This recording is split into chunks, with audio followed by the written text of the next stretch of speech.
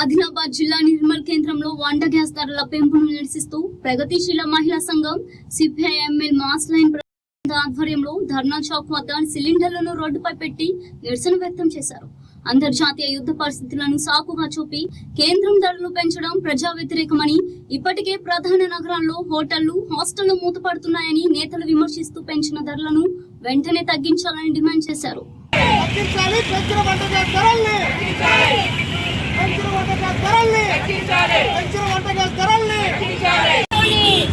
అనేక మందిని చంపడమే కాకుండా అమెరికా దేశాలు ఇరాన్ పై యుద్ధం చేసి అనేక మందిని పొట్టన పెట్టుకోవడమే కాకుండా మహిళలపై మరొక వేటు వేయడానికి వంట గ్యాస్ ధరలను పెంచి అనేక భారం పెంచుతున్నాయి.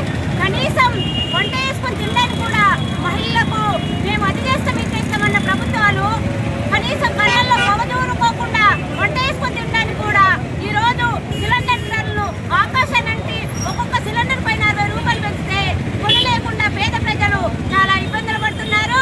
మహిళపై చాలా వేటు పడుతుంది.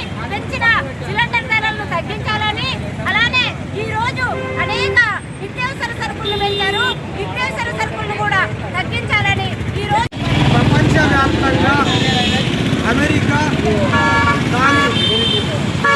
దేశం ఇజ్రాయెల్ రెండు కలిసి ఇరాన్ మీద యుద్ధం చేయడంతో దేశంలో ఉన్నటువంటి ఆయిల్ నిల్వలు ఆయిల్పై దాడులు చేయడంతో విపరీతంగా వంట గ్యాస్ ధరలు పెరిగినాయి.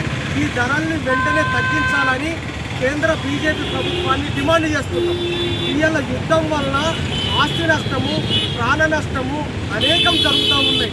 ఇవాళ పెట్రోలు నిల్వల మీద ఇంధనం కోసమే, ఆయిల్ ఆధిపత్యం కోసమే ఇవాళ ఇజ్రాయిల్ కానీ అమెరికా కానీ దురుద్దేశంతో ఆయుధ కొనుగోలు కోసము, ఆర్థిక వాణిజ్య ఒప్పందాల కోసము ఇవాళ